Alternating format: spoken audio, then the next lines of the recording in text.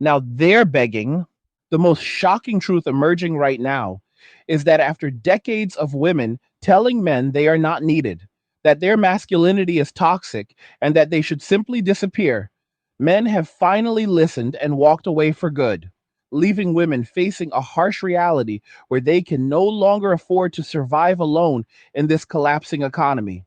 Yet the men are not returning because they have found real peace in their solitude. And now women are begging men to come back and save them. Imagine a world where the very people who spent years pushing men out of society, shaming them in public, weaponizing courts and social media against them, and declaring independence as the ultimate goal, now find themselves desperate for the very thing they rejected. But the response from men is silence because they have rebuilt their lives without the chaos, the demands, and the endless extraction that once defined so many relationships. This is not a temporary phase or a passing trend. This is the direct consequence of choices made over generations. And what makes it so compelling is that as the cost of living skyrockets, as careers fail to deliver the promised fulfillment, and as society itself shows signs of unraveling, the tables have turned completely. And men are thriving precisely because they stopped participating in a game that was rigged against them from the start. Stay with me to the end because by the time we finish, you will see exactly why this shift is permanent, how it is reshaping everything from dating to the economy, and why men who once carried the burden are now choosing self preservation over sacrifice. And the evidence is mounting every single day that there is no going back. For far too long, society has operated under a set of unspoken rules that placed men in the role of providers, protectors, and pursuers, while women were encouraged to demand more, expect everything, and offer less in return. And this imbalance did not happen by accident. It was built layer by layer through cultural shifts that began decades ago, where movements framed men as the problem rather than partners in building stable lives together. Women were told repeatedly that they could have it all without compromise, that education and career should come first, that relationships were optional, and that any man who questioned this was holding them back. The result was a generation raised to view traditional roles as oppressive, masculinity as suspect, and men as disposable once their utility ran out. Men absorbed these messages quietly at first, trying to adapt, trying to prove they could be the sensitive, supportive partners society claimed to want. But over time, the pattern became impossible to ignore. Every effort to approach, to provide, to commit was met with suspicion, rejection, or outright hostility.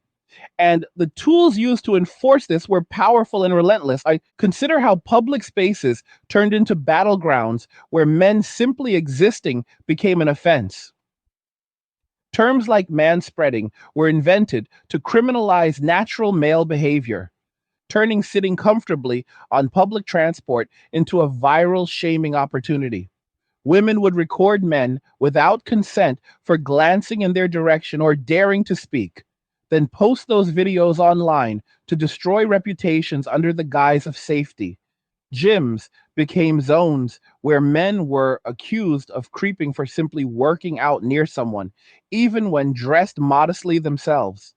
These incidents were not isolated. They created a climate of constant vigilance for men, where any interaction could be twisted into evidence of wrongdoing. The fear was not just of rejection, but of permanent damage to one's name, career, or freedom. Men learned quickly that the risk far outweighed any potential reward, so they stopped taking it. They stopped approaching in bars, in stores, in everyday life because the default assumption had become that interest equaled threat. This extended into the digital realm where apps and groups amplified the damage. Platforms emerged where women shared lists of men they dated, rating them, warning others, and effectively blacklisting individuals based on subjective experiences or petty grievances. These were not accountability tools. They were weapons designed to control and punish, turning dating into a high stakes minefield where one wrong move could end a man's social standing. Paternity fraud became normalized in some circles, with men trapped financially for children that were not theirs, while courts rarely provided recourse. Divorce and family courts evolved into mechanisms that extracted wealth indefinitely, often leaving men with nothing after years of contribution. Civil and criminal systems were leveraged to settle personal scores, with false accusations carrying little consequence for the accuser, but devastating ones for the accused. Men saw this pattern repeat across their lives and the lives of friends, brothers, fathers, and colleagues. The message was clear: participation came at too high a cost. Meanwhile, women pursued the boss babe lifestyle with full cultural backing. Degrees were obtained, careers were climbed, and independence was celebrated as the pinnacle of empowerment. The promise was that fulfillment would come from self reliance, from breaking glass ceilings, from living life on one's own terms. Yet the reality proved different. Massive student debt accumulated, often exceeding six figures, with no corresponding income to match the investment. Housing costs soared beyond what single salaries could cover in major cities. The cost of living crisis hit hard, turning basic survival into a daily struggle. Women who once boasted about not needing men now openly admitted they could not afford rent, utilities, or groceries without help. Social media filled with pleas, some subtle, some direct, begging for men to return, to pay bills, to provide the security that independence failed to deliver. Cash App links appeared in bios, dates were demanded as free meals with no intention of reciprocity, and complaints about loneliness poured out from those who had spent years declaring solitude preferable. Men observed all of this from a distance, having already made their choice. They recognized that the game had always been rigged. Women claimed to be the table, that their mere presence was enough, yet expected men to bring everything while offering minimal effort in return. Relationships became shallow transactions where attention, time, and money flowed one way. Men realized female nature in its raw form, how chaos was sometimes created deliberately for validation, how hypergamy drove choices toward excitement over stability, and how gratitude was fleeting once provision stopped. Instead of chasing validation or fixing what was broken, men turned inward. They embraced minimalism, removing unnecessary complications from their lives. They focused on fitness, hobbies, financial independence, and simple comforts. Living alone became luxurious, not lonely, because solitude brought peace that chaotic relationships never could. Men rediscovered self acceptance, built routines that prioritized their happiness, and found that being alone was far better than feeling alone in a partnership. Society had relied on men to stand between harsh reality and women, shielding them from consequences through provision and protection. Those days ended when men stepped aside. Now reality hits directly. TikTok videos show women struggling with basic tasks, expressing exhaustion from constant hustling, admitting they want to rest in femininity but have no one to lean on. Some demand men return as if entitled to it, others beg quietly, but the response remains the same. Men are not asking women out, not paying for dates, not sending money, not offering attention freely. They trust pattern recognition over promises, observable actions over words. The economy continues to strain, jobs become unstable, and inflation erodes purchasing power. Yet men keep their resources for themselves, investing in personal security rather than family expenses or female demands. This shift is not anger or bitterness, it is clarity. Men see through the lies, the games, the manipulation. They understand that providing for someone who views them as an ATM or a villain does not build anything lasting.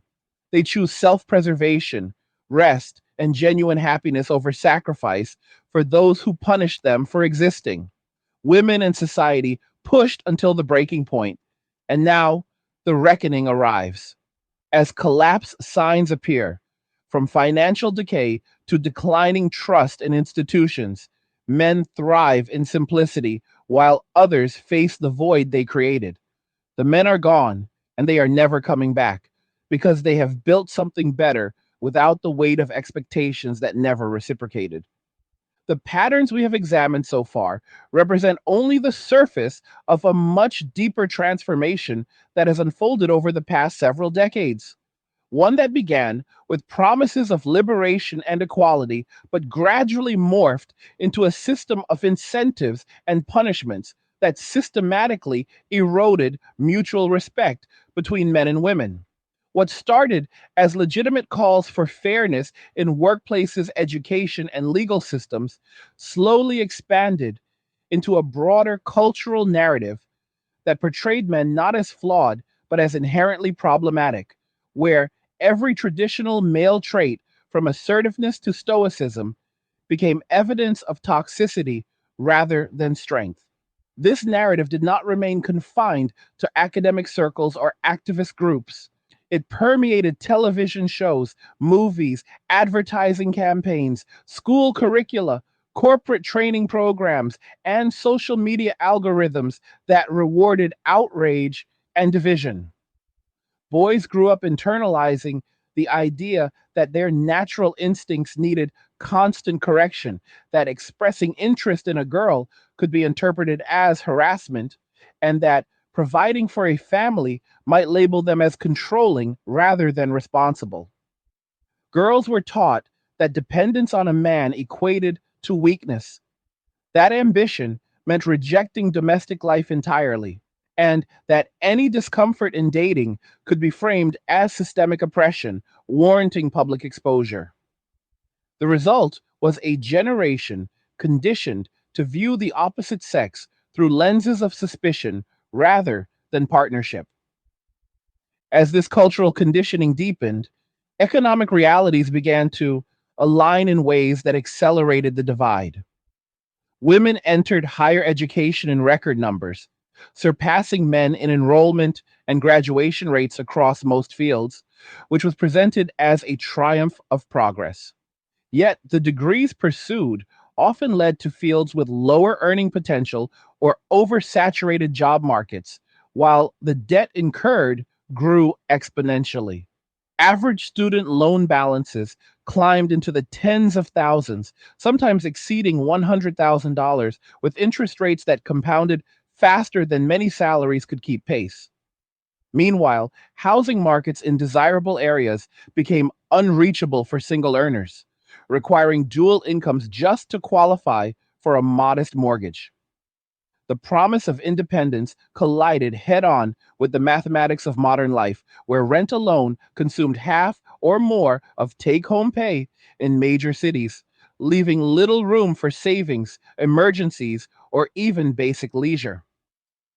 Women who had been encouraged to prioritize career ladders over family formation found themselves in their late 20s and 30s facing biological timelines that did not align with financial stability or partner availability. The independence once celebrated as empowerment began to feel like isolation, especially as peers who followed different paths started sharing photos of weddings, children, and shared homes. Men, on the other hand, adapted to the new landscape with a pragmatism born of necessity. They watched friends get burned in divorces where assets were divided unevenly despite equal or greater contributions from the husband. They saw brothers lose access to their children through family court decisions that favored mothers almost by default. They read stories of men ordered to pay alimony and child support on incomes reduced by job loss or career setbacks, payments that continued long after the marriage ended. These were not rare anecdotes. They became cautionary tales shared in private conversations, online forums, and increasingly in mainstream discussions. Men began calculating the risks of marriage and long term commitment with the same cold logic they applied to investments. The expected return diminished while the downside grew catastrophic. Why risk half your net worth, your parental rights, and your mental health when the cultural message had been that men were optional anyway. The logical response was withdrawal, not out of spite, but out of self respect and self preservation. This withdrawal manifested in quiet but measurable ways. Dating app usage among men dropped as participation felt increasingly futile. Match rates for average men plummeted while women received floods of attention that quickly turned overwhelming and meaningless. Men stopped initiating conversations in real life because the fear of misinterpretation outweighed any potential connection. Social venues that once facilitated natural interactions emptied of male presence as gyms, coffee shops, bookstores, and parks saw men opting for home workouts, solo errands, or entirely different hobbies. The nightlife economy suffered as men chose video games, online communities of like minded individuals, personal projects, or travel over spending money in environments where rejection carried social penalties. Entire industries built on male provision began to feel the strain. Expensive restaurants reported declines in reservations from couples. Luxury brands targeting status conscious daters saw shifts in purchasing patterns. Even the wedding industry started noticing fewer bookings from younger cohorts who simply did not see the institution as relevant or safe. Women started to voice the consequences more openly as the years passed. Social media platforms became filled with content that revealed the growing frustration. Videos showed young women calculating the cost of living alone and realizing it required incomes far beyond entry level or mid career salaries in many fields. Others expressed exhaustion from the constant pressure to perform both professionally and socially, admitting they longed for a partner who could handle some of the load without judgment.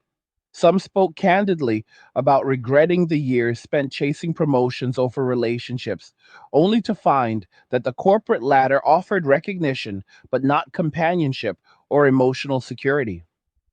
The tone shifted from triumphant declarations of singlehood to quiet admissions that the experiment had not delivered the promised happiness. Comment sections filled with women asking where all the good men had gone, why no one approached anymore, and how they were supposed to afford basic stability without dual incomes or family support networks that had eroded over time. Men saw these pleas and felt no compulsion to respond. The trust had been broken too thoroughly. Years of being told they were not needed had sunk in. Years of being labeled toxic for traits they could not change had left scars. Years of watching systems designed to extract rather than reward had taught them to protect their resources fiercely. They turned to building lives that required minimal external validation. Many embraced financial minimalism, living in smaller spaces, driving older vehicles, cooking simple meals, and investing the difference into assets that grew over time. Others pursued trades or entrepreneurial paths that offered independence from corporate cultures hostile to male expression. Fitness became a cornerstone, not for impressing others, but for personal strength and mental clarity. Hobbies once dismissed as childish gained new depth as men rediscovered joy in activities free from social scrutiny. Solitude transformed from something to fear into something to protect, because in that quiet space they found the peace that had eluded them in relationships filled with tests, demands, and unspoken scorekeeping. The broader society began to feel the absence of men in ways that extended far beyond dating. Infrastructure maintenance, dangerous jobs, and essential services that men disproportionately filled started showing strain as fewer young men entered those fields. Birth rates continued their decline, not just because women delayed childbearing, but because men opted out of family formation entirely. Economic productivity in certain sectors slowed as motivation waned among men who no longer saw long term rewards for extra effort. Governments and institutions that once relied on male sacrifice through taxes, military service, and overtime began facing shortfalls and recruitment crises. The social fabric frayed as communities lost the stabilizing presence of fathers, mentors, and providers who had once shouldered burdens quietly. What had been framed as progress toward equality revealed itself as a hollow victory when the contributions men made were no longer given freely but withdrawn entirely. Women who had championed these changes started confronting the unintended outcomes. Hey guys, in a world pushing you to own nothing and be happy, crypto is your key to survival. Join Angry's Crypto Academy to master buying, selling, and trading crypto. Make huge profits and safeguard your wealth. Plus, discover the one crypto virtually no one is talking about, poised to create new millionaires in the upcoming bull run. The link is in the description of the video below. Go check it out now. Some doubled down, insisting the problem lay with men refusing to evolve. Others began reflecting more honestly, acknowledging that the rhetoric of empowerment had overlooked basic human needs for interdependence, protection, and mutual care. A few voices emerged calling for course correction, urging women to reconsider how they approached relationships, to show appreciation rather than entitlement, to build rather than tear down. Yet these calls often met resistance from those still invested in the old narrative. The divide deepened between women who recognized the shift and those who blamed men for not returning despite the changed circumstances. Meanwhile, men continued building walls of indifference, focusing on personal sovereignty and refusing to re enter a dynamic that had proven so destructive. Economic pressures intensified the contrast. Inflation eroded savings, wages stagnated relative to costs, and remote work eroded traditional office camaraderie that once facilitated organic connections. Women found themselves competing in job markets that rewarded credentials over competence while facing ageism earlier than previous generations. Men who had walked away invested in skills that paid reliably, built side businesses, or relocated to lower cost areas where their money stretched further. They avoided debt traps, lived below their means, and cultivated resilience that shielded them from the volatility affecting others. The result was a growing gap in perceived quality of life.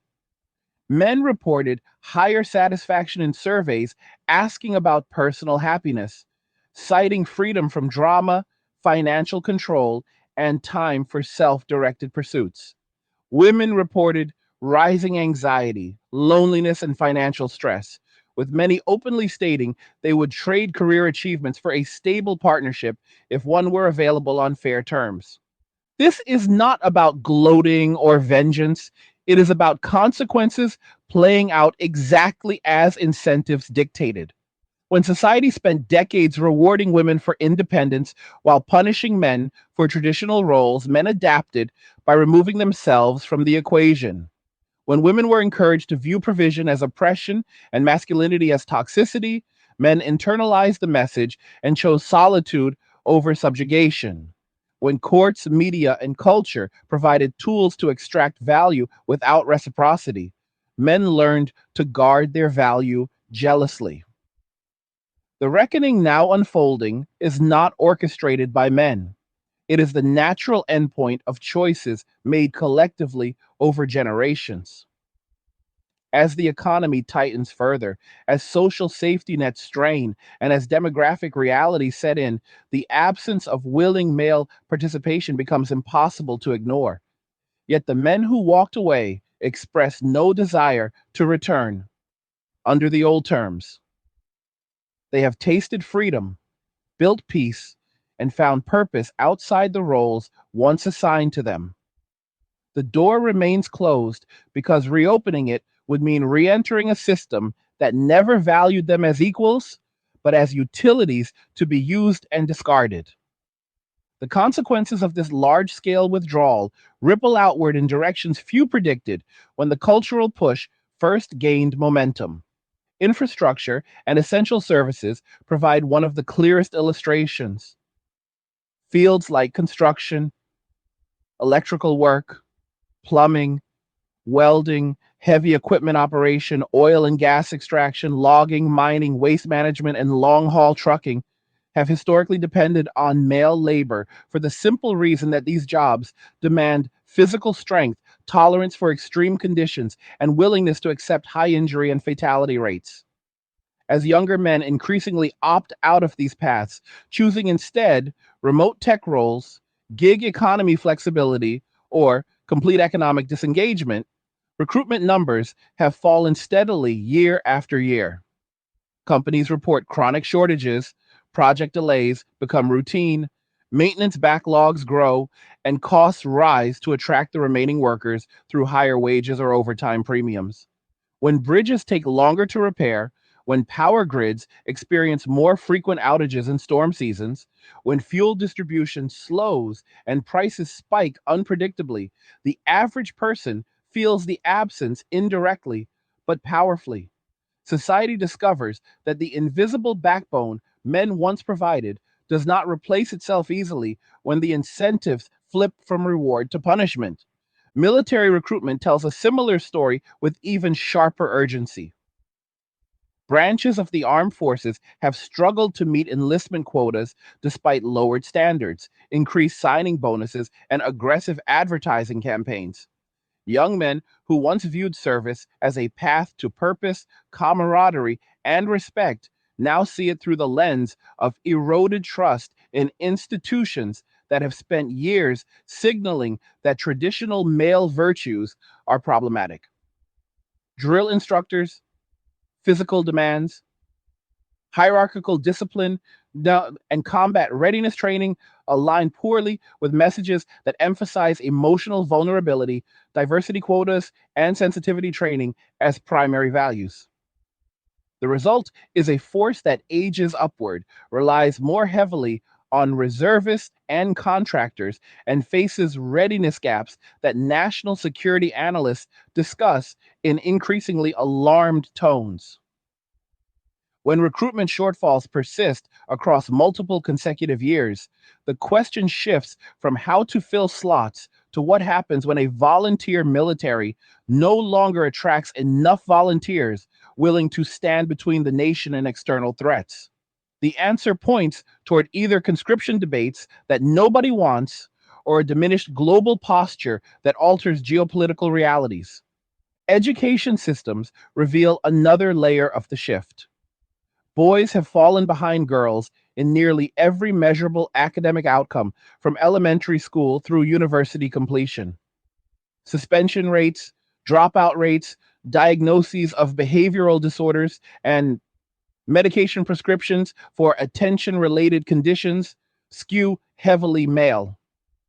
Curricula increasingly emphasize collaborative group work, verbal expression, emotional literacy, and conformity to rules that reward sitting still and following directions over risk taking, physical activity, or independent problem solving. Boys respond by disengaging, tuning out, or leaving formal education earlier. The long term effect compounds as fewer men earn credentials that open doors to stable, high earning professions. Yet, the same system that struggles to retain boys celebrates female achievement as proof of progress while rarely addressing the male decline as a societal problem requiring urgent intervention. The pipeline of skilled, motivated men narrows further, affecting everything from innovation in engineering and science to the supply of entrepreneurs willing to take calculated risks that drive economic growth. Family formation and demographic trends form the deepest long term fracture line. Birth rates in developed nations have dropped below replacement levels for decades, but the acceleration in recent years correlates directly with male withdrawal from committed relationships. Women who delayed family building in pursuit of career milestones now face narrower fertility windows and fewer willing partners. Men who once accepted the provider role as a natural trade off for companionship and legacy now view children as high risk commitments in a legal environment where paternal rights remain fragile. Courts still award primary custody to mothers in the vast majority of cases, even when fathers seek equal involvement, and child support obligations persist regardless of changes in employment or the custodial parent's financial status. Parental alienation tactics go largely unpunished.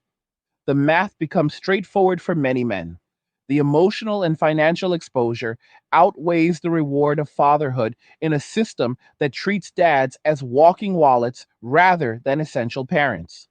As a result, voluntary childlessness among men rises sharply, while single motherhood increases among women who proceed alone through sperm donation, adoption, or unplanned pregnancies without committed partners. The cultural conversation around these trends remains fractured. Mainstream outlets often frame male disengagement as immaturity, entitlement, or failure to adapt to modern equality. Commentators suggest men need to man up, grow up, or accept that traditional privileges no longer apply. Yet these critiques rarely acknowledge the preconditions that drove the withdrawal: the systematic devaluation of male contributions, the weaponization of institutions against men, the normalization of hypergamous selectivity paired with minimal reciprocity, and the public shaming that turned everyday interactions into potential career ending events. When men point to these realities, the response frequently shifts to dismissal, gaslighting, or accusations of misogyny rather than genuine engagement with the evidence. The disconnect widens. Women who express genuine confusion about where the men went receive answers that blame them for the very attitudes that pushed men away in the first place. The cycle reinforces itself. Economic modeling starts to reflect these behavioral changes in aggregate data. Consumer spending patterns shift as men prioritize savings, investments, debt avoidance, and experiences over status purchases designed to attract partners. Luxury goods markets targeting young professionals see softening demand from male buyers. Housing markets in urban centers experience reduced pressure from single men who relocate to lower cost regions or live with roommates indefinitely rather than buy properties they might lose in future divorces.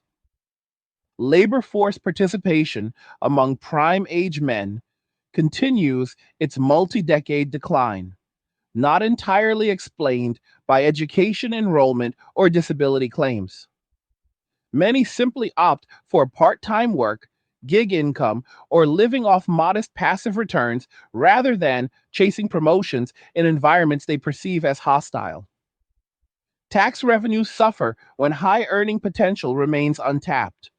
Social Security projections grow more pessimistic as fewer workers pay into systems that support growing retiree populations. Women navigating this landscape encounter a paradox that grows harder to ignore. Independence remains the dominant cultural script, yet survival increasingly requires resources beyond what individual earnings provide in an inflationary environment.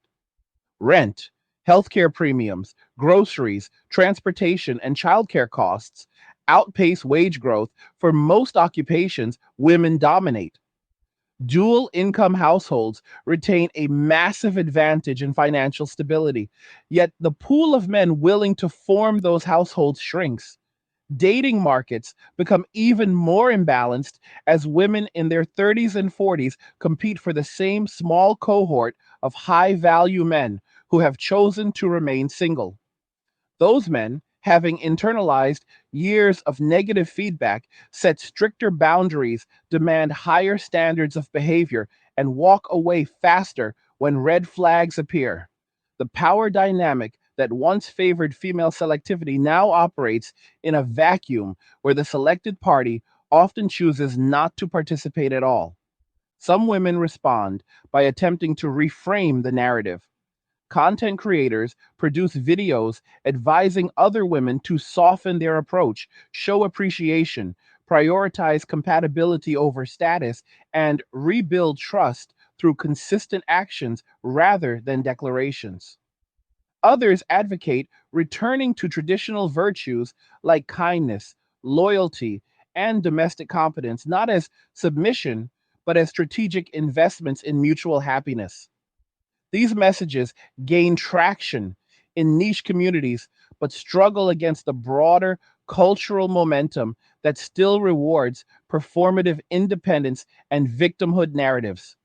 The women who adopt these changes early sometimes report success in attracting quality partners, but the numbers remain small compared to the scale of the withdrawal. Most men who have already built satisfying solo lives see little reason to risk disruption unless the terms change fundamentally. Meanwhile, men continue refining the art of sovereign living.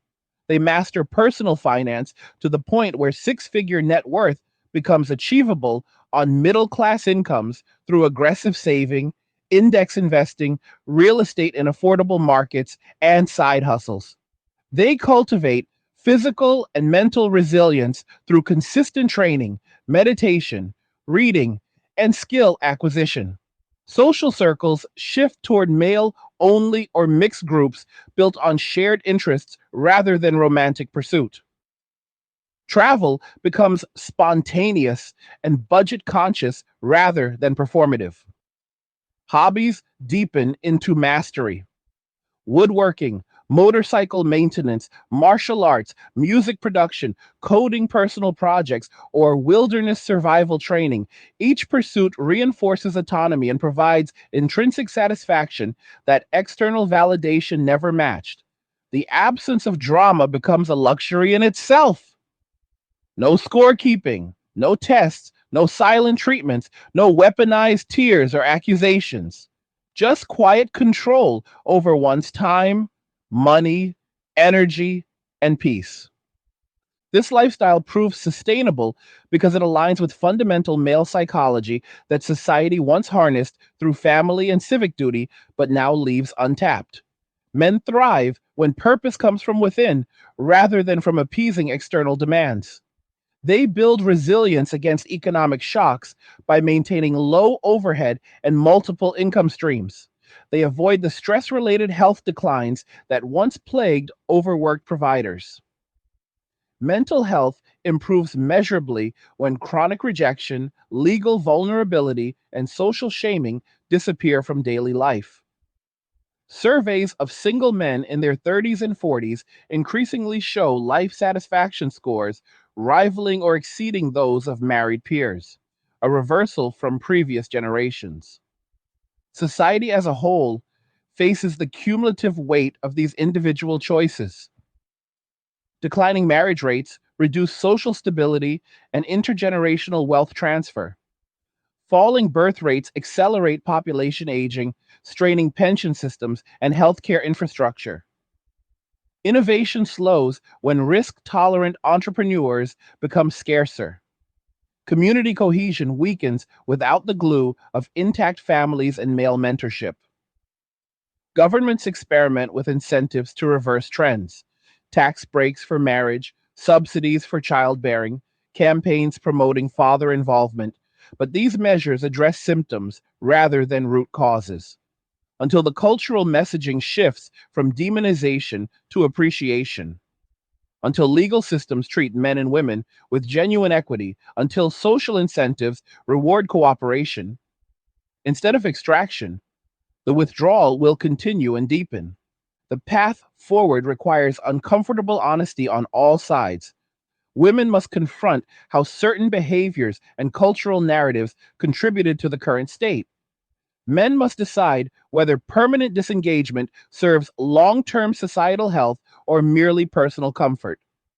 Institutions must reform family law, education, media portrayals, and workplace cultures to remove anti male biases that have become normalized. Without such changes, the trajectory points toward further fragmentation. isolated individuals, hollowed out communities, and an economy running on fumes of past male investment. The men who walked away did not do so lightly. They did so because every alternative path led to exploitation or erasure. Now they live in a reality of their own design, and the world that once took their participation for granted must learn to function without it, or find a way to earn it back on terms that respect rather than punish. The withdrawal of men from traditional societal roles has begun to expose structural vulnerabilities that were previously masked by their consistent, often unacknowledged participation. Consider the realm of public safety and emergency response. Fire departments, police patrol units, search and rescue teams, paramedics, and disaster recovery crews rely disproportionately on male recruits who are willing to run toward danger, work irregular hours in hazardous environments, and accept the physical toll that comes with the job. As fewer young men enter these professions, agencies already report staffing shortages severe enough to force station closures, longer response times, and reliance on mandatory overtime that burns out the remaining personnel. When wildfires spread faster because containment crews are under strength, when urban crime spikes because patrol coverage thins, when natural disasters overwhelm response capacity because volunteer and professional ranks shrink, the public experiences the downstream cost of male disengagement in real time. These are not abstract policy debates. They are measurable delays in minutes that translate to lost homes, lost lives, and eroded public confidence in the systems that once functioned smoothly because men filled the gaps without fanfare. Transportation infrastructure tells a parallel story. Commercial trucking, railroad maintenance, port operations, airline mechanics, and shipyard labor have long depended on a male workforce accustomed to long shifts, physical demands, and isolation from family for extended periods. Driver shortages already push freight costs higher, contributing to inflation in goods that travel by road or rail. Aging fleets sit idle longer, waiting for certified technicians because apprenticeship programs struggle to attract candidates. Supply chain bottlenecks that appeared during global disruptions never fully resolved because the human capital pipeline narrowed. When grocery shelves empty sporadically or construction materials arrive weeks late, the cause traces back in part to men choosing careers or non careers that do not require them to live out of a cab for 48 hours straight or climb scaffolding in sub zero temperatures. The convenience modern life takes for granted rests on labor most people never see. And that labor pool is contracting precisely because the cultural and legal environment has made sacrifice feel like a one sided bargain. Energy production and maintenance reveal yet another pressure point. Oil rigs, natural gas fields, coal plants, wind turbine technicians working at height, nuclear facility operators, and electrical linemen who restore power after storms all skew heavily male. Cynthia, these jobs carry fatality rates orders of magnitude higher than office work.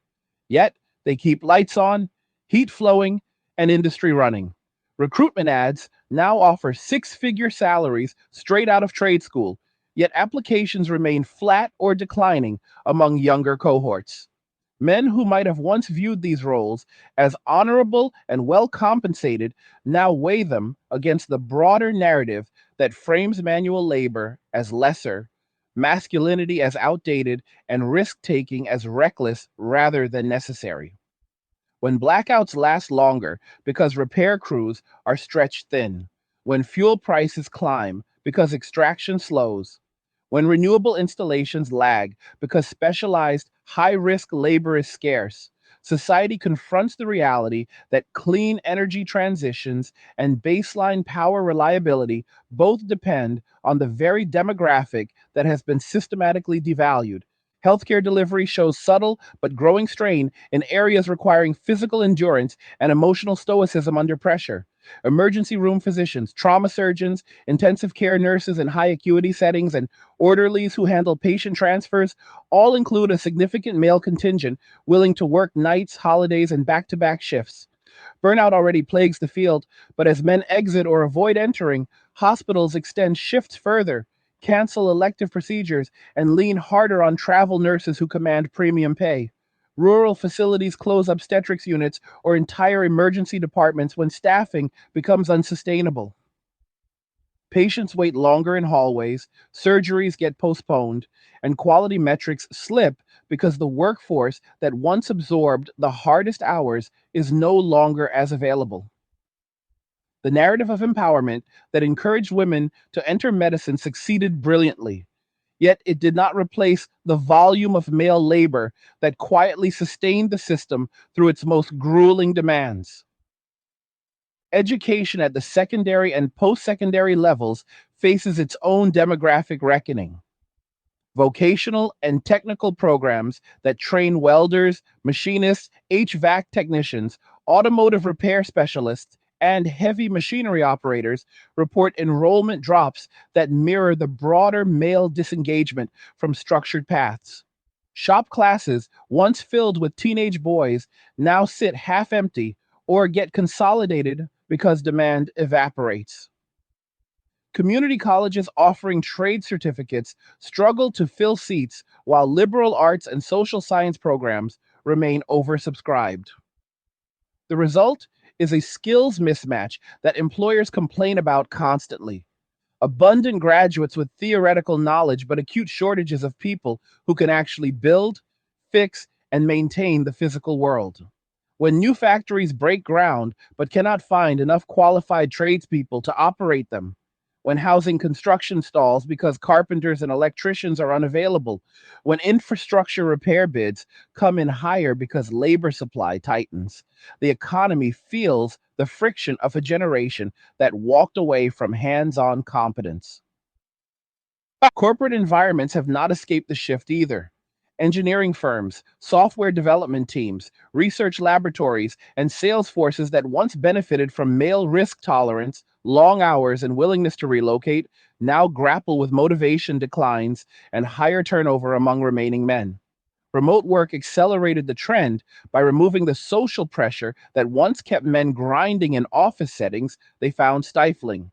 Many now work just enough to cover modest lifestyles, refusing promotions that demand more travel or responsibility when the rewards feel symbolic rather than substantive. Innovation cycles slow when fewer individuals are willing to push boundaries or work through weekends on unproven ideas. Sales quotas go unmet in industries where aggressive pursuit once drove revenue. Executive pipelines, thin as ambitious men, opt for entrepreneurship or independent contracting instead of climbing ladders in organizations perceived as hostile to male leadership styles. The financial services sector offers another window into the change.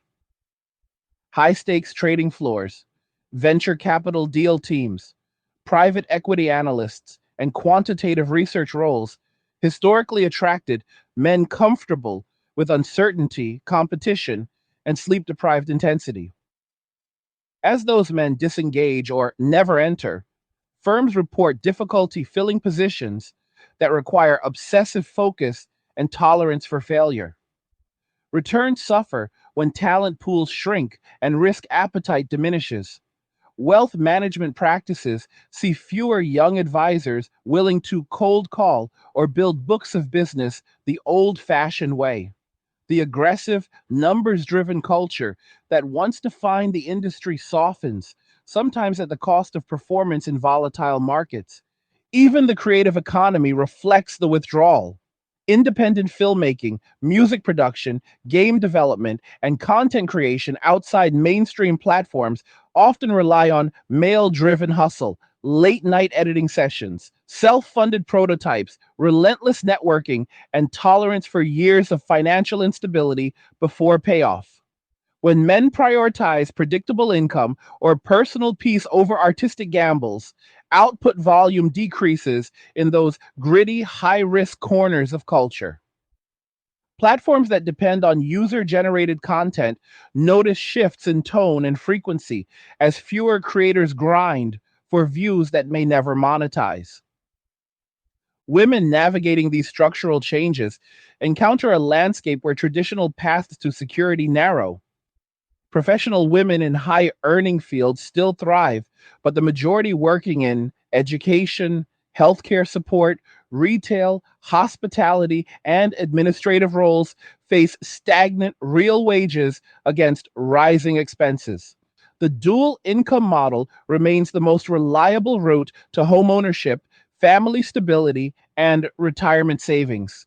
Yet the supply of willing male partners continues contracting. Dating coaches and relationship advisors now frequently address female audiences with strategies to rebuild attraction in a market where men hold stronger boundaries and lower tolerance for dysfunction.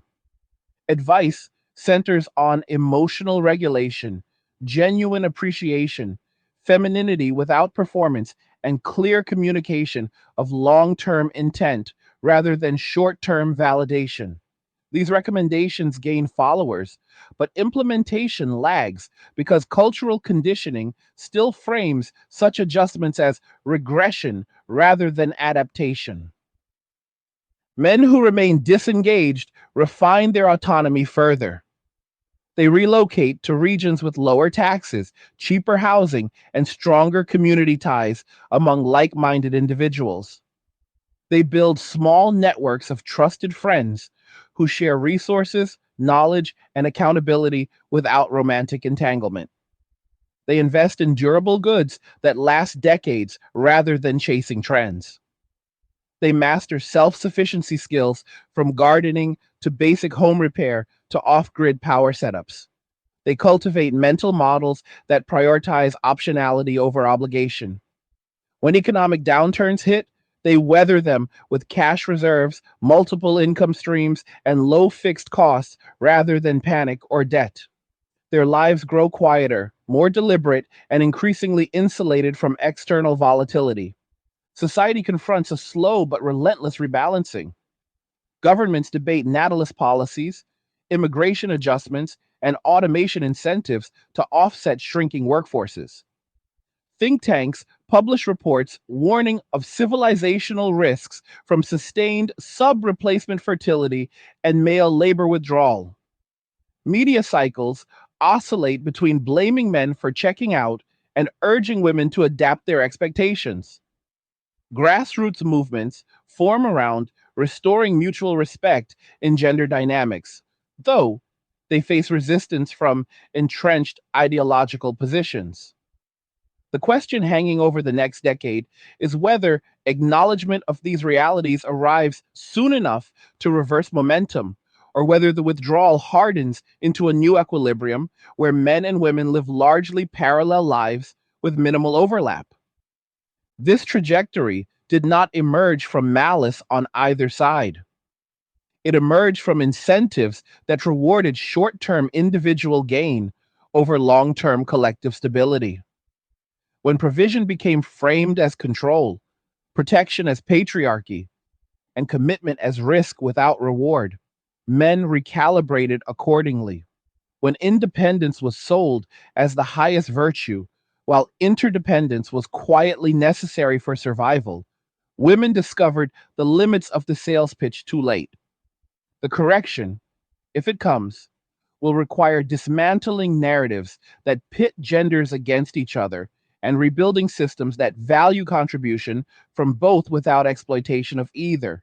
The institutional responses attempting to counteract male withdrawal have so far proven largely ineffective because they treat symptoms while ignoring the foundational incentives that created the problem in the first place.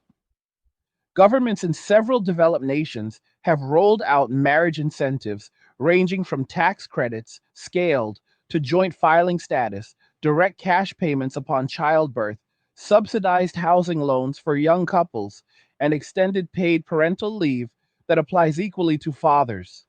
These measures sound reasonable on paper, yet consistently fail to move the needle on marriage or fertility rates among the target demographic.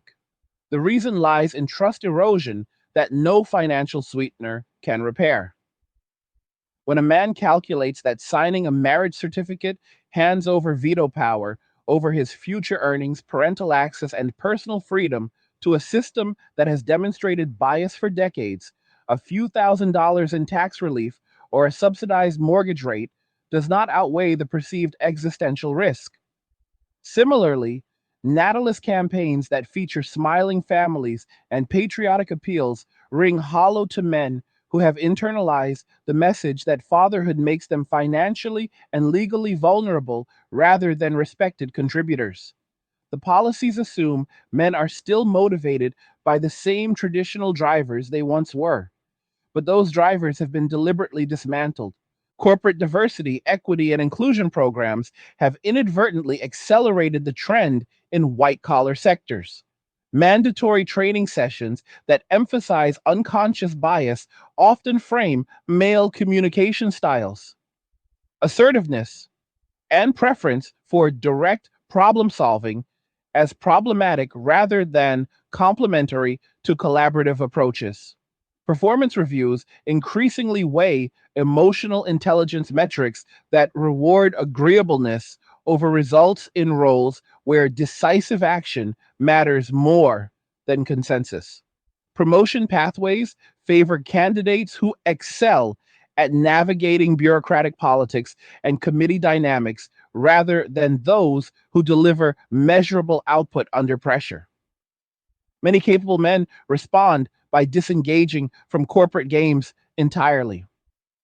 They clock in, meet minimum expectations, avoid extra projects, decline relocation offers, and quietly build parallel income streams through consulting, online businesses, or investments that allow eventual exit. The companies lose high performers who once drove revenue growth and innovation, while the remaining workforce grows more risk averse and process oriented. Productivity metrics stagnate or decline in knowledge based industries that once relied on male willingness to push limits. Universities facing enrollment shortfalls among men have launched targeted outreach programs, athletic scholarships, and marketing campaigns designed to make campus life appear more appealing to boys. Yet, these efforts rarely address the core reasons boys disengage earlier in the pipeline. Elementary and secondary schooling continues to prioritize compliance, verbal participation, and sedentary learning over kinesthetic activity, competition, and hands on experimentation that align better with male developmental patterns. Discipline policies that suspend boys at rates several times higher than girls for similar behaviors create early alienation. Guidance counselors steer boys toward trades or military paths while pushing girls toward 4-year degrees, reinforcing a two-tier perception where one track carries prestige and the other does not. By the time recruitment efforts reach high school seniors, many boys have already checked out academically or emotionally. The universities then inherit cohorts that are smaller, less motivated, and more likely to drop out before completion. Media portrayals have begun to shift in subtle ways as the withdrawal becomes impossible to ignore, though the change remains uneven and often defensive. Sitcoms and streaming series that once depicted men as bumbling providers or toxic authority figures now occasionally feature storylines acknowledging loneliness among successful single women or portraying male characters who opt for self directed lives with quiet dignity rather than bitterness. Dating reality shows highlight female contestants expressing genuine confusion over why quality men seem unavailable or uninterested. New segments occasionally explore declining male labor participation, falling marriage rates, or male suicide statistics without immediately pivoting to blame toxic masculinity. These cracks in the narrative suggest growing awareness, yet the dominant framing still attributes male behavior to immaturity, gaming addiction, or refusal to adapt rather than rational response to lived experience. When male voices articulate their reasoning on podcasts or long form interviews, the mainstream response frequently involves fact checking for misogyny rather than engaging with the substance of risk reward calculations. Online ecosystems have become primary arenas where men consolidate their new reality. Forums dedicated to self improvement, financial independence, physical training, and minimalist living attract hundreds of thousands of participants who share detailed blueprints for escaping the traditional script. Threads dissect family court outcomes case by case, analyze dating app data trends, compare cost of living requirements across regions, and exchange strategies for building passive income that supports geographic mobility. These spaces function as decentralized universities, teaching skills that formal education largely abandoned: risk assessment, boundary enforcement, emotional self regulation, asset protection, and long term planning free from external obligations. The tone ranges from analytical to motivational, but rarely descends into generalized hostility. Participants emphasize personal sovereignty and pattern recognition over resentment. The collective knowledge base grows richer with each contribution, creating a feedback loop that accelerates adoption among newcomers who arrive seeking answers after their own negative experiences. Women who recognize the shift early and adapt accordingly often achieve better outcomes than those who double down on old expectations. Relationship coaches targeting female audiences now stress radical accountability, examining personal contribution to past relationship failures, dismantling entitlement narratives, rebuilding warmth and receptivity, and prioritizing emotional safety for partners rather than constant validation seeking. Some women voluntarily reduce career ambition during prime dating years to increase availability for family formation, accepting temporary income trade offs for long term relational stability. Others relocate to regions where traditional gender norms remain stronger and men still pursue commitment at higher rates. A subset actively learns skills traditionally associated with femininity: cooking from scratch, home organization, child development knowledge, not as submission, but as genuine value add that differentiates them in a competitive mating market. Success stories emerge in private communities. Women who rebuilt trust through consistent actions, repaired broken dynamics, and formed lasting partnerships with men who had previously sworn off dating. These cases remain exceptions rather than the rule, but they demonstrate that reversal is possible on an individual level when both parties operate from mutual respect rather than score settling. Men who maintain strict non engagement policies refine their boundaries further as cultural pressure mounts. They develop standardized responses to pleas, guilt trips, or shaming attempts encountered in family settings, social gatherings, or online interactions. Phrases like, I wish you well, but I'm not available for that role anymore, become practice defaults that shut down manipulation without escalating conflict. They curate social feeds to exclude content that triggers old patterns: endless dating horror stories, victimhood rhetoric, or demands for male return. They invest in therapy or philosophical frameworks that reinforce self worth independent of relational status. Stoicism, minimalism, voluntary simplicity, and Eastern disciplines focused on detachment gain renewed popularity because they provide intellectual scaffolding for a life deliberately stripped of unnecessary attachments. The result is a growing cohort of men who appear outwardly calm, physically robust, financially secure, and emotionally unavailable to traditional romantic pursuit. Demographic projections paint a stark picture if current trajectories hold. By mid century, several major economies face working age population declines severe enough to threaten pension solvency, healthcare funding, and military manpower. Immigration becomes the default patch, yet cultural integration challenges multiply when newcomers arrive into societies already experiencing trust deficits and fragmented families. Automation and artificial intelligence advance rapidly to fill labor gaps, but they cannot replicate the human judgment, physical adaptability, or moral courage required in high stakes environments like emergency response or frontline combat. Fertility treatments grow more sophisticated and accessible, allowing women to pursue solo motherhood later in life. Yet the children raised in those arrangements enter adulthood with different socialization patterns and potentially higher rates of attachment issues. Societies experiment with communal child rearing models, state sponsored parenting support, and artificial womb research, all attempting to decouple reproduction from stable pair bonding. Whether these substitutes prove psychologically and economically viable remains an open question. The philosophical underpinnings of the shift deserve closer examination. For centuries, Western civilization channeled male energy through roles that offered status, purpose, legacy, and sexual access in exchange for provision, protection, and restraint.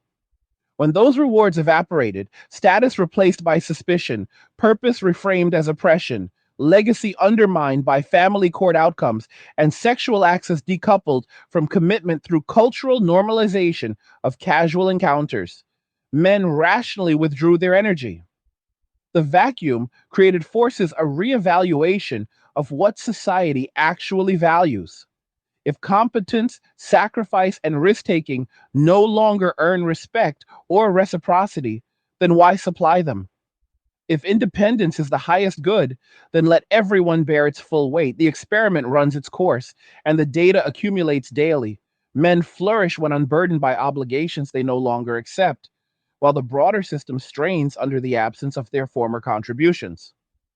Cultural gatekeepers who once shaped the dominant narrative now face declining influence as alternative voices gain reach through decentralized platforms. Long form podcasts hosted by men who articulate the withdrawal logic attract audiences in the millions, surpassing traditional media in trust and engagement among younger cohorts. These creators avoid inflammatory rhetoric, focusing instead on evidence based analysis of incentives, legal precedents, economic mathematics, and psychological patterns.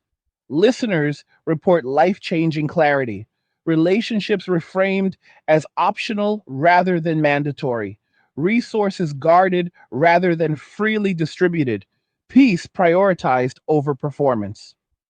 The ripple effect extends to brothers, sons, nephews, and friends who adopt similar strategies, creating intergenerational transmission of sovereignty rather than sacrifice. Women who reject adaptation and insist on entitlement face the harshest outcomes. Those who maintain high standards without corresponding value offer, who weaponize social media for validation, who view provision as owed rather than earned, increasingly find themselves isolated in midlife. Dating pool shrinkage accelerates with age as desirable men either pair off early with women who offered mutual respect or remain single by choice. Financial strain compounds when career peaks plateau while living costs continue rising. Emotional loneliness deepens without the buffering effect of family or committed partnership.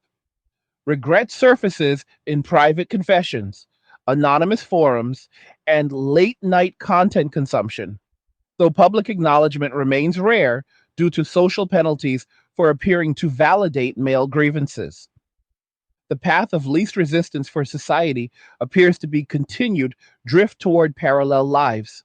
Men in minimalist, self contained orbits, women pursuing independence within constrained economic realities, reproduction increasingly medicalized and state supported.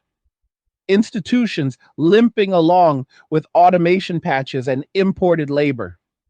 Yet that equilibrium carries hidden fragility. When crises arrive, economic collapse, natural disaster, geopolitical conflict, the absence of motivated male participation becomes acute vulnerability. History shows that societies endure only when enough men are willing to defend, build, and maintain them under terms they perceive as fair. Remove that willingness, and the structure weakens from within long before any external force delivers the final blow. The long term psychological toll on both genders from this sustained separation begins to surface in patterns that clinical researchers and population health studies are only now starting to quantify with rigor. Among men who have fully embraced permanent singlehood after years of negative experiences, rates of certain anxiety disorders drop noticeably compared to their married or dating counterparts from previous generations. The chronic stress of performance pressure, fear of false accusations, legal exposure, and emotional volatility evaporates when men stop participating in the romantic marketplace. Sleep quality improves as cortisol levels stabilize without the background hum of relational uncertainty. Depression linked to rejection, sensitivity, or perceived failure in provider roles declines because the benchmark for success shifts inward to personal metrics, debt reduction, body composition, skill acquisition, geographic freedom, and accumulated capital. Suicide statistics, while still elevated among middle aged men overall, show a bifurcation. Those who remain entangled in high conflict divorces or unstable partnerships face steeper risks, while those who cleanly exited years earlier and built autonomous lives report lower ideation rates in self reported surveys from private mental health platforms. This does not mean male mental health has been solved. It means the largest external stressor for many, unreciprocated relational investment, has been surgically removed. Women experience the opposite trajectory in aggregate. Longitudinal cohort studies tracking women who prioritized career and independence through their 20s and 30s now reveal rising incidence of adjustment disorders, generalized anxiety, and what clinicians informally term delayed attachment hunger in the mid to late 30s and beyond. The initial empowerment phase provided dopamine hits from promotions, travel, social media affirmation, and sexual freedom without strings. But those sources dry up or lose potency when biological clocks tick louder and social circles thin as peers form families. Loneliness metrics spike higher among never married women over 35 than among their male counterparts in similar demographic brackets. The gap widens further when controlling for income. High earning women report comparable or worse subjective well being than lower earning single men who maintain minimalist lifestyles.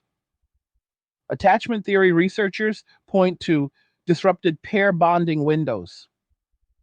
When women repeatedly select against stable, provider oriented men in favor of higher excitement or higher status short term options during peak fertility years, the neural pathways associated with long term bonding receive less reinforcement.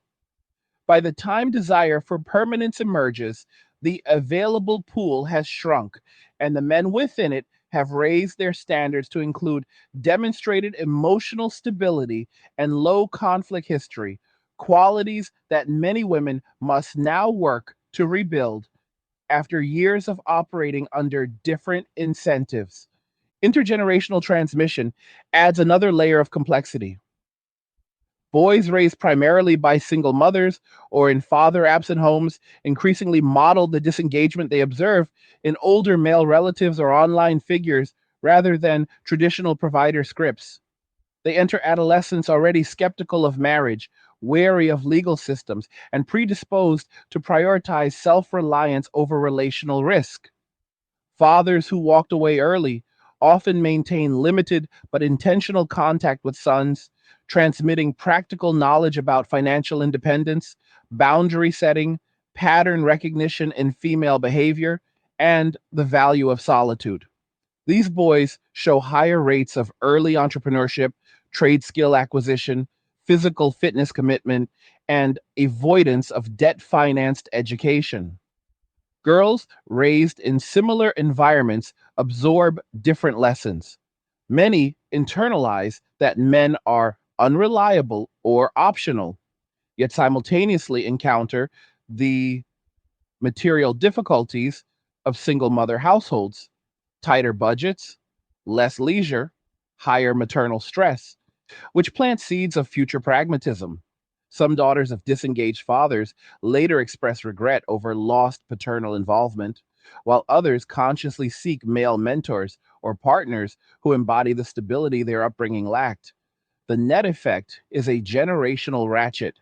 Each cohort of men starts with lower baseline willingness to commit, while each cohort of women starts with higher baseline expectations shaped by cultural messaging that has not yet caught up to changed realities. Technological adaptation accelerates the separation. Dating platforms evolve into increasingly sophisticated filters that amplify hypergamous tendencies among women while simultaneously lowering male participation. Algorithms reward female selectivity by showing top tier men to the broadest audience, creating winner take most dynamics where 80% of female attention funnels toward 20% of male profiles. Average men receive near zero organic matches, accelerating their exit from the apps. Emerging technologies like virtual companionship, AI girlfriends, realistic sex dolls with conversational interfaces, and immersive VR social spaces provide men with low cost, zero risk alternatives for emotional simulation and physical release. These substitutes lack depth but deliver consistency, absence of judgment, and complete control, qualities that real world dating has not provided reliably in recent years. Adoption rates climb fastest among men in their 20s and 30s who grew up digital native and already view human relationships as high maintenance compared to engineered alternatives. Women experiment with similar technologies, but usage patterns differ. Female adoption centers on emotional chatbots for validation and companionship, while male usage leans toward physical and fantasy fulfillment that bypasses relational labor entirely. Economic geography reshapes itself around these behavioral shifts. High cost coastal cities lose prime age men at accelerated rates as they relocate to interior states or smaller metros where housing consumes less than 30% of income, taxes remain lower, and cultural attitudes toward gender roles stay closer to traditional reciprocity. Places like Texas, Tennessee, Idaho, the Carolinas, and parts of the Mountain West see net male inflows, while New York, California, Illinois, and Massachusetts experience net male outflows among 25 to 45-year olds. The migration creates localized gender imbalances. Urban cores skew female heavy in professional classes, while rural and exurban areas develop male majority pockets built around trades, remote work, and low regulation environments. Real estate markets adjust accordingly. Condo towers in downtown soften as single women cluster there, but lack dual income buying power, while single family homes in affordable regions appreciate faster due to male cash buyers avoiding mortgage risk in unstable partnerships. Commute patterns change as men prioritize proximity to outdoor recreation, shooting ranges, gym communities, or male dominated hobby groups over career central urban living. Religious and spiritual communities experience their own realignments. Conservative congregations that maintain traditional teachings on gender complementarity see relative stability in attendance among young families, while progressive denominations that embraced egalitarian rhetoric and downplayed male headship lose male participation faster than female. Non-denominational churches and independent Bible study groups that emphasize mutual submission but retain provider protector language attract men seeking purpose without cultural hostility. Eastern spiritual imports, Zen, Stoic revival circles, Advaita Vedanta groups grow rapidly among secular men because they offer frameworks for detachment, self mastery, and equanimity without requiring relational performance. Women who remain in traditional faith communities sometimes express frustration over shrinking pools of eligible devout men, while those who left organized religion for secular feminism report higher rates of existential drift in later years when material success fails to fill the spiritual void. Criminal justice and incarceration trends intersect with the withdrawal in underappreciated ways. Men who once accepted plea deals or shouldered disproportionate blame to maintain family stability now fight cases more aggressively or avoid entanglements altogether. False accusation risks deter casual interactions, reducing low-level offenses tied to relational conflict. Prison populations stabilize or decline slightly in some jurisdictions as men remove themselves from environments where domestic disputes lead to arrests. Yet recidivism among those already in the system remains high because reentry programs rarely address the core distrust of institutions that contributed to disengagement pre incarceration. The broader societal effect is a slow hollowing of informal social controls that men once provided through presence and deterrence in public spaces. Public discourse finally reaches an inflection point where denial becomes unsustainable. Influential female commentators begin publishing books and long form essays admitting that the empowerment narrative oversold independence and undersold interdependence. Some openly apologize to men they once dismissed as bitter or entitled, acknowledging that systemic incentives created predictable outcomes. Male voices gain wider platforms without automatic deplatforming, allowing nuanced discussions of risk asymmetry, legal reform needs, and cultural course correction. Bipartisan think tanks convene panels on gender detente rather than gender war.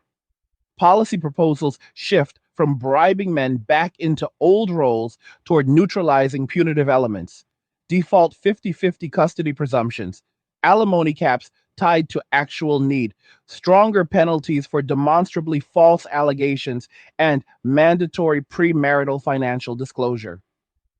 Whether these reforms arrive in time to reverse momentum remains doubtful. The men who left did so after repeated evidence that goodwill gestures were temporary and reversible. Individual men who pioneered the path now serve as living proof of viability. They reach 40 with paid off homes in low cost areas, 6 to 7 figure portfolios built through disciplined investing, physiques maintained through lifelong training, and daily routines structured entirely around personal priorities. They mentor younger men informally through meetups, online communities, or family ties, transmitting a code of sovereignty that emphasizes verification over trust, optionality over obligation, and peace over performance. Their lives contradict the cultural script that equates singlehood with failure. Instead, they model a form of success that requires no external applause. Women who pursue genuine course correction face an uphill climb, but not an impossible one. Those who rebuild warmth demonstrate loyalty through actions over words, accept accountability without defensiveness, and offer tangible partnership value, sometimes penetrate the walls men have erected. Success tends to cluster among women who started the process in their late 20s or early 30s rather than waiting until options narrowed further. The common thread in these rare reversals is mutual recognition that the old game ended badly for everyone and that a new contract must be written from scratch on terms of reciprocity and respect. Society stands at a crossroads where continued drift leads to demographic contraction, institutional fragility, and cultural fragmentation, while deliberate realignment requires dismantling decades of accumulated resentment and replacing it with honest incentives. The men who walked away did not do so to punish, they did so to survive. Whether the broader culture can summon the maturity to acknowledge that reality and respond accordingly will determine whether the separation becomes permanent or remains a painful but temporary chapter. The final convergence of these forces points toward a society that must either reinvent its foundational contracts or accept a permanent reconfiguration of gender roles, economic dependencies, and civic participation. One of the most overlooked dimensions remains the erosion of informal male mentorship networks that once transmitted practical wisdom across generations without institutional involvement. Grandfathers, uncles, older brothers, coaches, scout leaders, and neighborhood tradesmen used to model competence, emotional restraint, conflict resolution, mechanical problem solving, financial prudence, and quiet leadership through daily example rather than lectures. Those networks frayed as men withdrew from public spaces, reduced family involvement after divorce, relocated for affordability, or simply stopped volunteering time in community roles that carried increasing social risk. Boys now grow up with far fewer live demonstrations of how to fix a leaking faucet, negotiate a salary, handle rejection without collapse, maintain composure under pressure, or build something durable with their hands. The absence leaves gaps filled imperfectly by online tutorials, video essays, and peer groups that lack the embodied authority of in person transmission. Young men compensate by seeking out digital proxies, podcasts from older men who walked away years earlier, anonymous forum veterans sharing battle tested advice, or virtual mastermind groups. But the loss of tactile face to face calibration leaves a subtle but persistent developmental deficit. This mentorship vacuum compounds in workplaces where older skilled tradesmen retire without adequate replacements.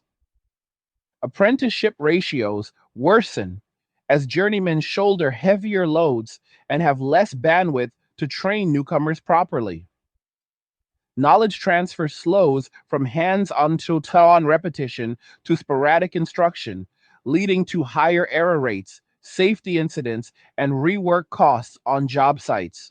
The cultural devaluation of blue collar expertise accelerates the cycle.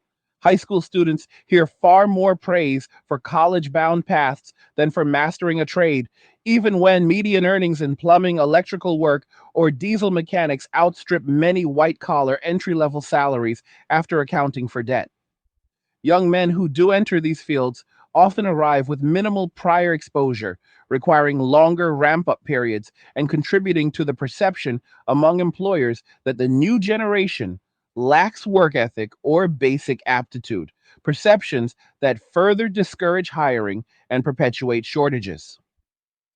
Healthcare outcomes diverge along gender lines in ways that public health models struggle to explain fully without referencing behavioral withdrawal. Men who maintain low drama, high autonomy lifestyles exhibit lower incidence of stress related conditions such as hypertension, acid reflux, insomnia, and autoimmune flares triggered by chronic cortisol elevation. They seek medical care less frequently for vague complaints, avoiding overdiagnosis and polypharmacy that can accompany frequent doctor visits. Women, conversely, report higher utilization of mental health services, antidepressant prescriptions, and elective procedures aimed at mitigating aging related anxiety in a dating market that increasingly values youth and fertility.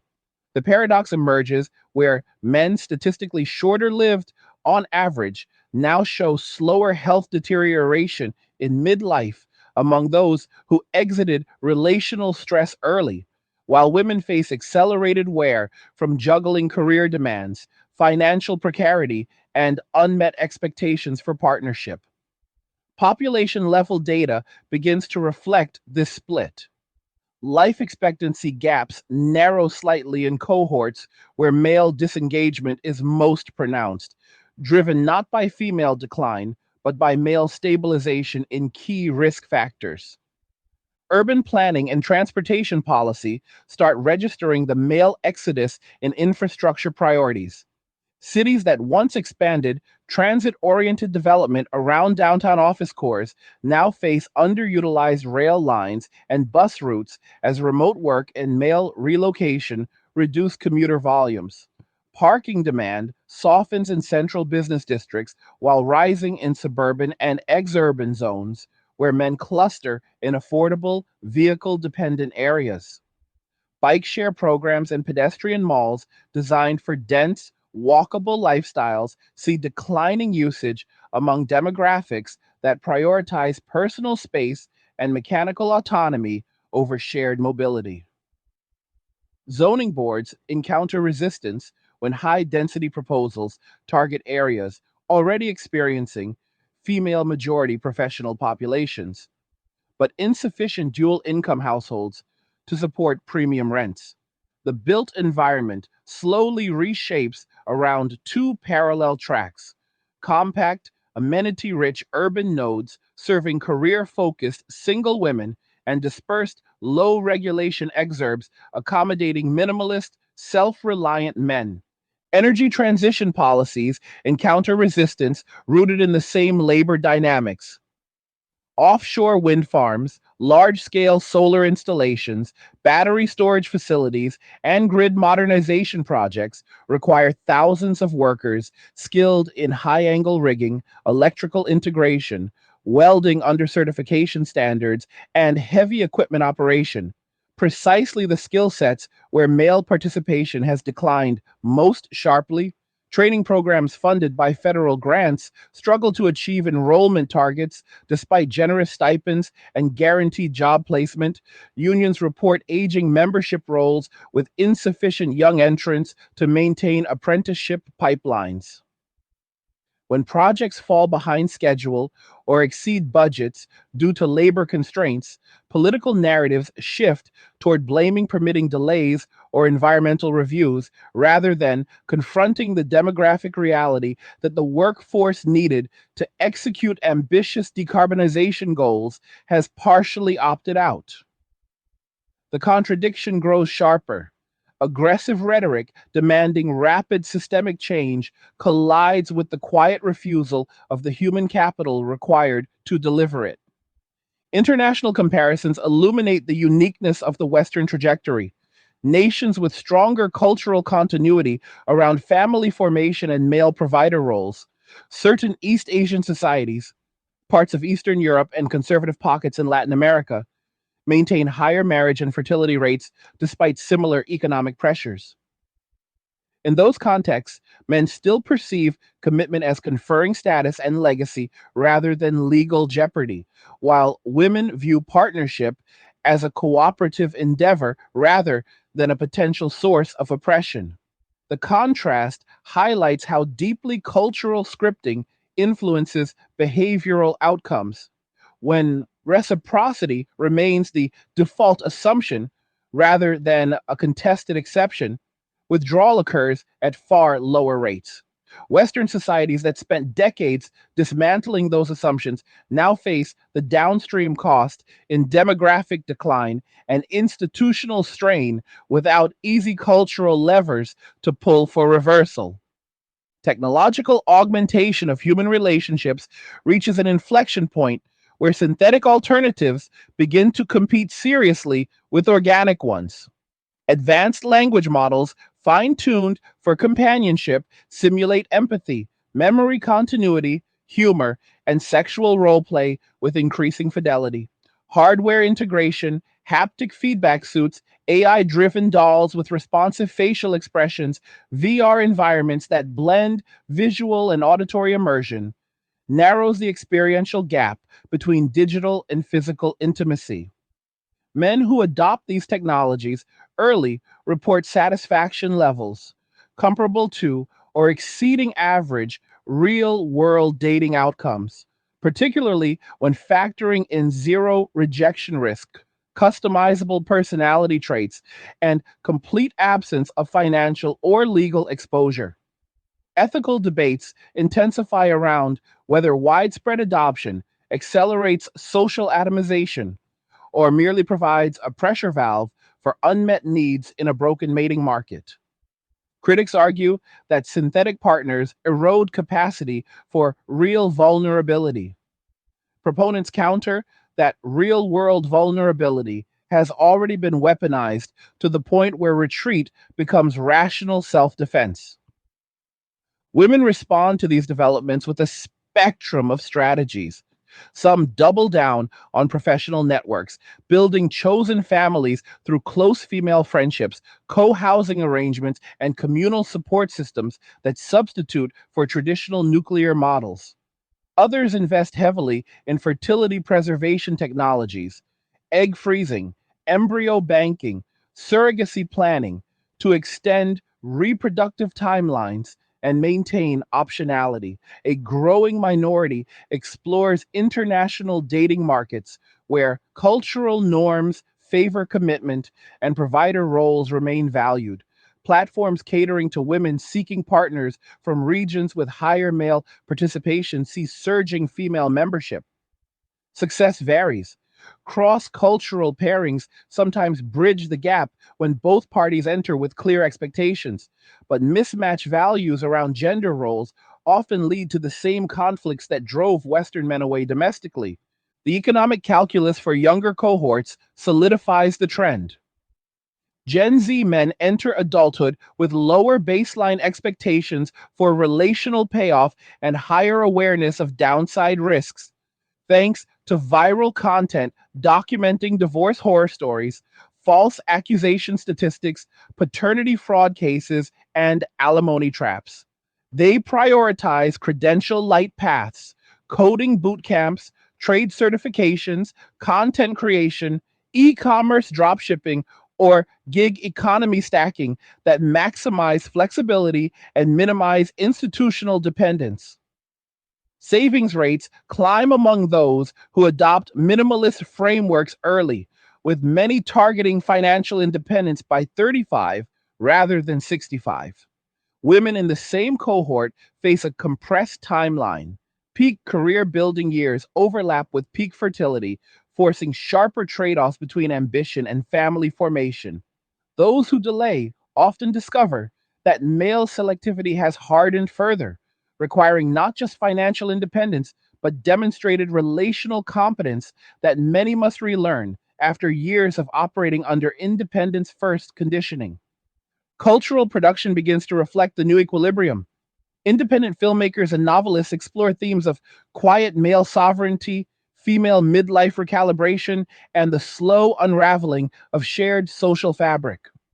Streaming series experiment with storylines that humanize disengaged men without vilifying them, portraying solitude as earned peace rather than pathology. Female led content increasingly grapples with regret, loneliness, and pragmatic adaptation rather than triumphant individualism. Music genres shift toward introspective lyricism among male artists who celebrate self mastery and detachment, while female artists alternate between defiant anthems and vulnerable confessions of unmet longing. The collective artistic output starts to document the transition from conflict to coexistence, capturing a moment when parallel lives become the default rather than the exception. Institutions that survive the transition will be those that adapt fastest to reduced male participation. Governments may expand state supported childcare, elder care, and communal living subsidies to offset family decline. Militaries could pivot toward technology heavy doctrines that require fewer boots on the ground. Corporations might flatten hierarchies and reduce relocation demands to retain remaining talent. Education systems could reintegrate hands on learning and male friendly pedagogies to reverse early disengagement. Yet each adaptation acknowledges an irreversible shift. The era when men automatically shouldered disproportionate burdens in exchange for social approval has ended. The new normal demands mutual value creation rather than unilateral extraction, reciprocal respect rather than performative empowerment, and genuine equity rather than compensatory privilege. In the final analysis, the men who walked away did not abandon society out of hatred or cowardice. They withdrew because every observable signal, legal precedents, cultural messaging, economic incentives, social consequences pointed to participation as a net loss. They rebuilt in the margins where peace could be defended and happiness pursued without permission. Whether society follows them into fragmentation or finds the humility to renegotiate terms on honest ground will shape the remainder of the century. The evidence accumulated over decades suggests the former is more probable, but individual choices still hold the power to bend the arc. Men have already chosen. The question left standing is whether enough others will choose differently before the parallel tracks become unbridgeable. To the 1 hour gang who powered through this entire journey from start to finish, massive respect. You are the real ones who stayed out locked in for the full picture.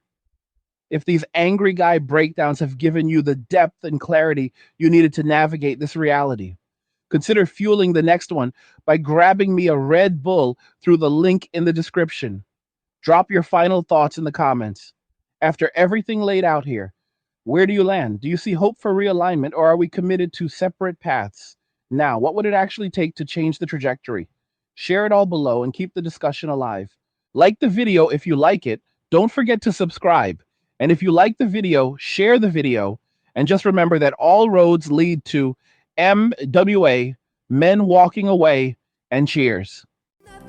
Nothing says you care like crypto. Nothing can compare. Nothing says you care like crypto. Oh, nothing can compare to crypto.